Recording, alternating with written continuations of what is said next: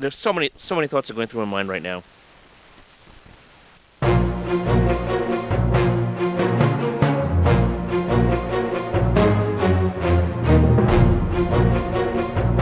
Oh boy, I just don't know what to say anymore. I really just don't know what else to say anymore.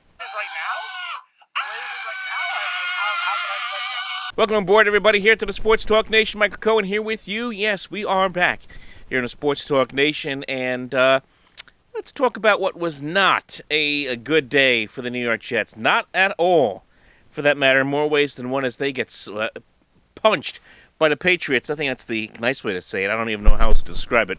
Smackdown by the Patriots, 54-13, one of the most lopsided losses in the history of the franchise. And if you go by history, for that matter, it was statistically their worst loss since 1995, when they lost 52-14 to Miami when Rich Kotite was the head coach. We're going back to the Kotite days again here, folks. That's how lopsided of a loss this was to the New England Patriots. But even besides that, that isn't even the number one story here. We can talk about that in just a little bit. The big story, of course, for the Jets is, of course, Zach Wilson, who left the ball game with a knee injury after two really brutal hits. Okay, there was one play where he was tackled by Lawrence Guy towards the sideline, and it looked like that he may have jerked the knee in a certain kind of fashion. And here's the second one from Matthew Judon. I mean, how is that not roughing the passer? The ball's out, and he's going down on the ground. How is that not roughing the passer? He is going to go in for an MRI on Monday morning. If you go by the reports by the Jets beat writers, it has something to do with the PCL. Wilson said his knee got twisted and he felt it pop. If it is a mild PCL sprain, and this is from the article by Rich Cimini on ESPN, if it is a mild PCL sprain, Wilson could return within 3 to 4 weeks.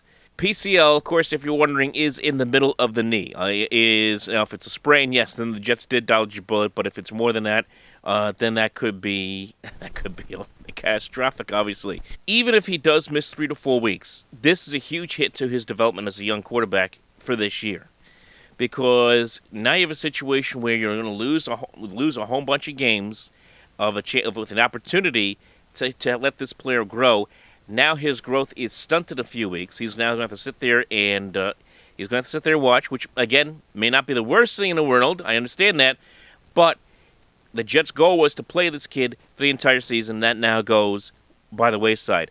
And I really got to criticize the Jets from a number of standpoints. One, this is why they should have gotten a veteran backup quarterback to be on this team. Whether that veteran quarterback was going to start the season, whether that veteran quarterback was just going to be on the bench and help Wilson along. However that would have been, the Jets needed a veteran quarterback here. And even in cases like this, you needed a veteran quarterback. Now, I know this game was out of sight. It was 21-0 by the time he got injured. Or 17-0 when he got injured. They were not going to win this football game. I totally understand that. Okay?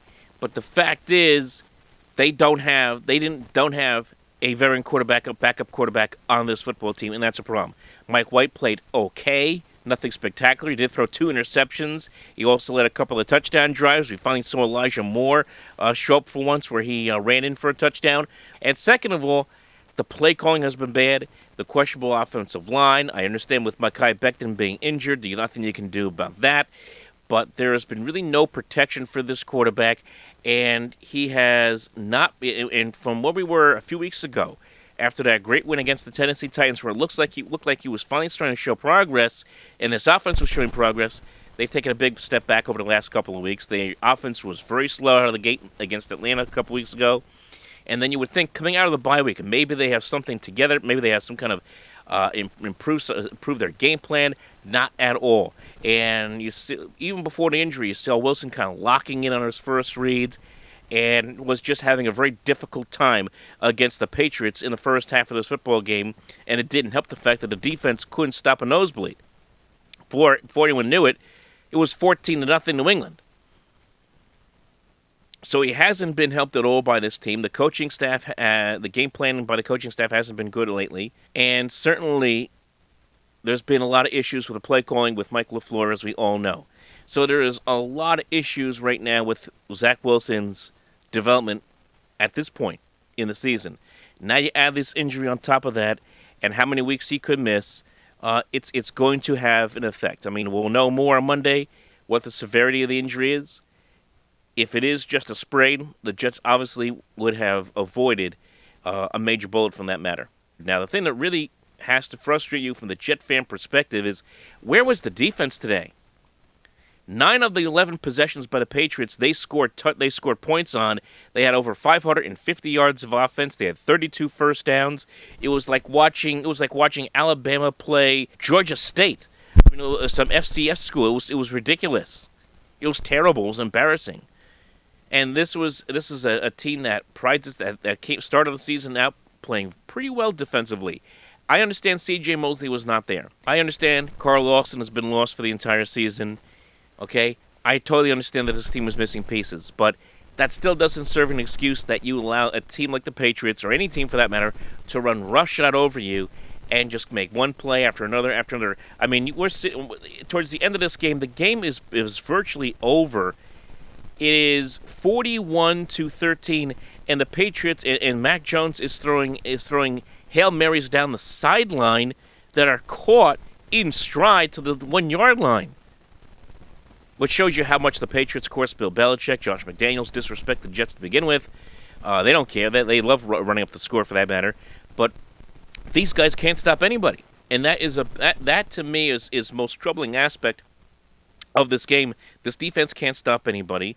They find themselves in huge holes early in games. I think the number is now 44-0. The Jets have been outscored in the first quarter of games this year. So it is getting frustrating. And I understand it is a rookie quarterback. I understand all these things we've heard about from the beginning of the year. Rookie quarterback, rookie head coach, rookie offensive coordinator. Got to give him time to figure it out. And I agree with that. But at the same time, we're seeing this kind of pattern where defense doesn't look prepared, the team doesn't look prepared, the quarterback's kind of left out to dry in a lot of ways, and then we have this hideous injury on top of that with Zach Wilson. Now, flip it over to the Giants, who get a surprising, I guess for them it's kind of a surprising win, especially after all the criticism they went through over the last week, where they came off that shellacking by the Rams of 38-11. And, Daniel Jones, again, in a game where he played pretty well. I mean, yes, the offense was sluggish to start this football game. It was 5-3 going into the third for the majority of the third quarter. We saw the Giants get stalled on the goal line early in this football game and couldn't score a touchdown when they were behind 3-0. So yeah, there were some things that you didn't like early, but they settled down. They played well. Daniel Jones had a good game. Even caught a pass, for that matter. Take a look at that thing. The way he was diving for that ball, I thought initially he was going to drop it. It was going to be like Tom Brady dropping a pass in the Super Bowl, but no, he did a little mini helmet catch there as Daniel Jones as he high points it up against his helmet and brings it down for the catch, as the Giants would eventually score a touchdown on that drive, made it 12-3, and they win 25-3. I think the kind of more interesting headline, two interesting headlines from that game. One, the pressure a little bit off on the Giants right now. They regrouped. They were honest with themselves. They say, "Hey, look, we're not playing well. We're not playing to the level of capability that we should be playing at." And they regrouped very well against a Panthers team that's on the downward spiral right now. And they got a huge win. And they got some confidence going into what will be a long week getting ready for the Chiefs on a Monday night game next week. Now, the other headline, of course, being the Carolina Panthers and Sam Darnold. I know you Jet fans just want to hear about this. Sam Darnold, of course, did not play well, threw a bad interception, threw for only 111 yards, and he got benched for P.J. Walker. Panthers say that Darnold's still their quarterback, but man, he has not played well. He has thrown like 7 or 8 interceptions since Christian McCaffrey went down with an injury in Week 3, and Darnold has not looked the same since. Looks a little bit like the Darnold we saw when he was here with the Jets. The other action, of course, around the National Football League, I think the two big games of the day had really the two biggest shocking results. Tennessee blowing out Kansas City. Not a shock that Tennessee won. It's just the fact that they blew them out 27-3. Derrick Henry, he didn't run for 100 yards, but he did throw a touchdown pass for that matter. A 5-yard little bubble screen on the goal line on what was like first and goal, second and goal, whatever it was. And then, of course, the other headline being Patrick Mahomes suffering that hideous knee to the head. He left the game. They say he passed concussion protocol, but that looked awful. That really looked awful in that one. And the other shocking game was Cincinnati beating up on Baltimore. Again, not so much that Cincinnati won the game, it's just the way they did it. I mean, they dismantled the Ravens 41-17. The Bengals are for real, folks. I mean, I thought this was a team going into the year. I thought maybe they were like a year or two away. Man, they are ready. They are ready to rock and roll. They have been playing good football all season. Joe Burrow has looked like an MVP candidate. 416 yards passing. Joe Mixon running the football well, and of course Jamar Chase has been phenomenal. 200 yards receiving in this game against the Ravens. And the AFC is weird right now because one week it looks like the Bills are the best team, another week it looks like it's the Ravens, another week it looks like it's the Titans, and now this week it looks like it's the Cincinnati Bengals. Bottom line is, I think right now as we approach the halfway point of the year, I think we kind of got a pretty good idea which teams right now in the AFC are most likely going to make it to the postseason. Buffalo's going to make it, Baltimore, Tennessee, probably the Chargers. You would have Chargers, the Bengals. Those five teams most likely to make it to the postseason. You can even throw the Raiders in there right now, who are 5-2 and again. So still got a long way to go. But right now, you can see which teams are on the trajectory to go up in the AFC and possibly towards postseason. So those are really the main headlines coming out of week number 7 here, folks. If you're a Jet fan, not good. Not good at all.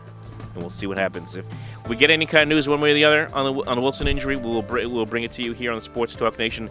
Like and subscribe right here to the Sports Talk Nation. Remember to follow us on the social media at OpenMicNJ, as well as Facebook.com/OpenMicProgram. Take care. Talk to you later.